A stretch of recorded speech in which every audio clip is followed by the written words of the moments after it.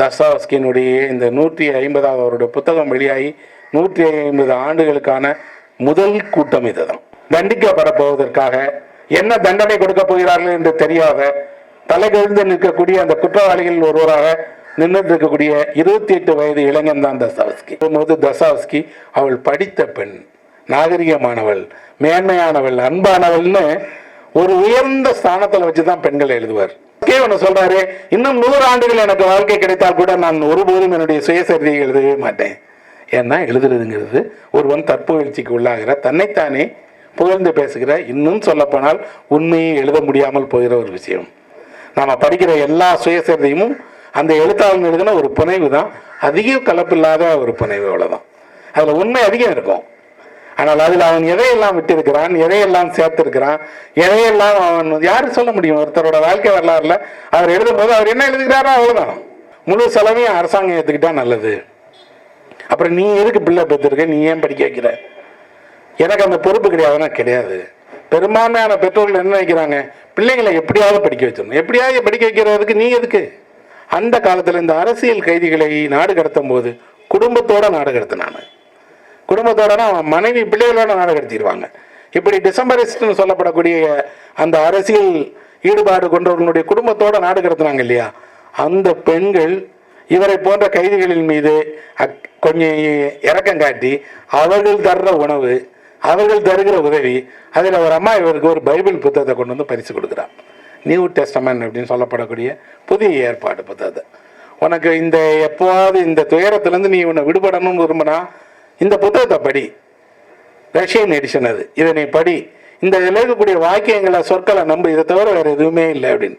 அதில் இருக்கக்கூடிய ஜாப்னு சொல்கிற ஒரு பகுதியை திரும்ப திரும்ப படிச்சிருக்கார் தஸ்தாவஸ்கி. முழு புத்தகத்தையும் அந்த புதிய ஏற்பாடாக படிச்சிருக்கார்.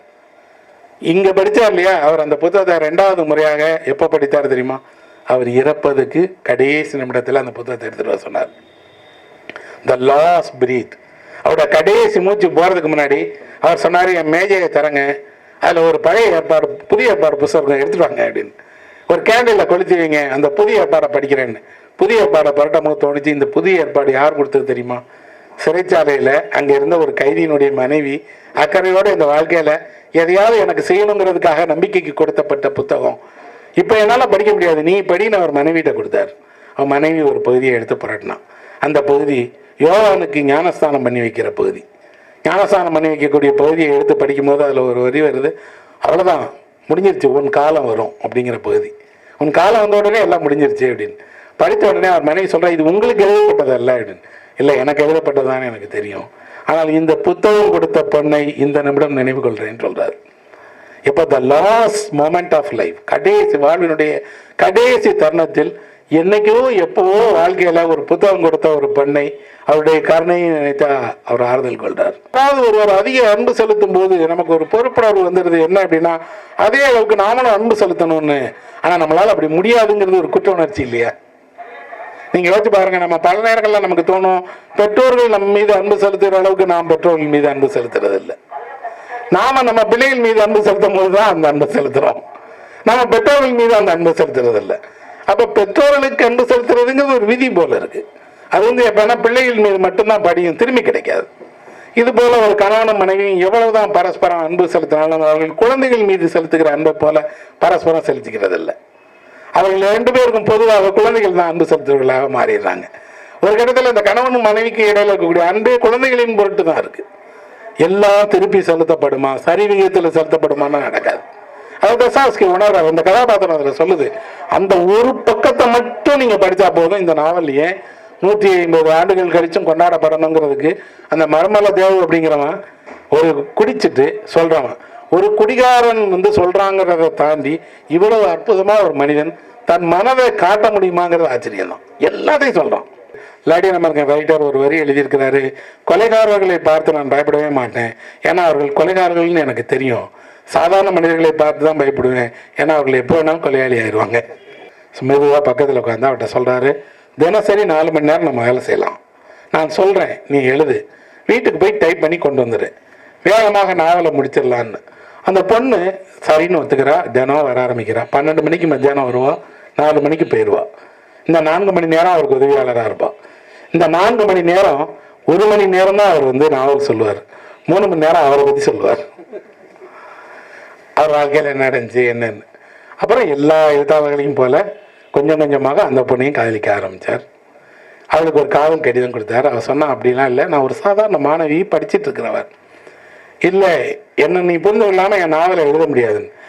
நாவல் எழுதுறதுக்காக மட்டும்தான் வந்திருக்கேன், நாவல் மட்டும்தான் எழுதுவேன். சரி எழுதுன்னு. இப்போ என்ன பண்ணுவார்னா, நாவல் வர கதாபாத்திரம் இருக்கு இல்லையா, அந்த கதாபாத்திரம் அந்த கதாநாயகி கிட்ட சொல்லும், நான் உன்னை இவ்வளோ லவ் பண்ணேன், நீ ஏன் புரிஞ்சுக்கிட மாட்டேங்கிற, எழுது. ஒரு பொண்ணு வந்து தான் வாழ்க்கையில் ஒரே ஒரு வெங்காயத்தை ஒரு பிச்சைக்காரனுக்கு போட்டிருக்கிறான். அந்த பிச்சைக்காரனுக்கு போட்டதை தவிர அவள் எந்த நல்லதையும் செய்தது கிடையாது. அவள் செத்துட்டா, சொர்க்கத்துக்கு போகிறான். சொர்க்கத்தில் அவளை விசாரிக்கிற தேவதை வந்து அவளை சொர்க்கத்துக்கு அனுப்பணுங்குது. ஏன் சொர்க்கத்துக்கு அனுப்பணும்? அவள் தான் ஒரு நாள் வெங்காயம் போட்டிருக்காள் யாரோ ஒரு ஆளுக்கு. ஒரு வெங்காயம் போட்டால் கூட சொர்க்கத்துக்கு அனுப்ப முடியுமா? அனுப்பணும்.